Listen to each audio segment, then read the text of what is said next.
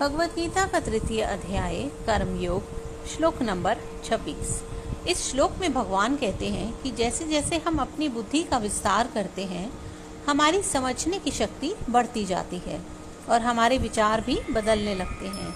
ऐसे में जब हम दूसरे लोगों से बात करते हैं तो पुराने विचार पर बने रहे लोगों से मतभेद उत्पन्न हो सकता है।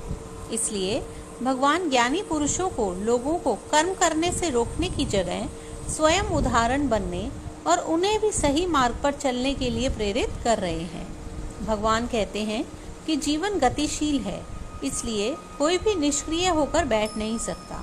यदि मार्गदर्शक गुरु दोनों हाथ उठाकर अपनी पीढ़ी के लोगों को तत्व ज्ञान का सर्वोच्च उपदेश देना प्रारंभ कर दे, जिसे समझने की योग्यता लोगों में ना हो, तो वो उस प्रवाह में वे स्वयं ही छिन्न भिन्न होकर रह जाएंगे। इसलिए उन्हें समय की गति को पहचान कर कार्य करना होगा।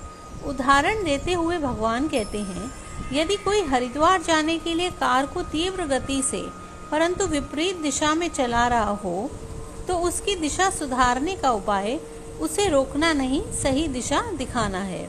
इसी प्रकार यदि मनुष्य गलत दिशा में भी कर्म कर रहा हो, तो ज्ञानी मनुष्य विचलित ना हो, बल्कि स्वयं कुशलता पूर्वक कर्म का आचरण करें, जिससे सामान्य जन उसकी सरलता से अनुसरण कर सके।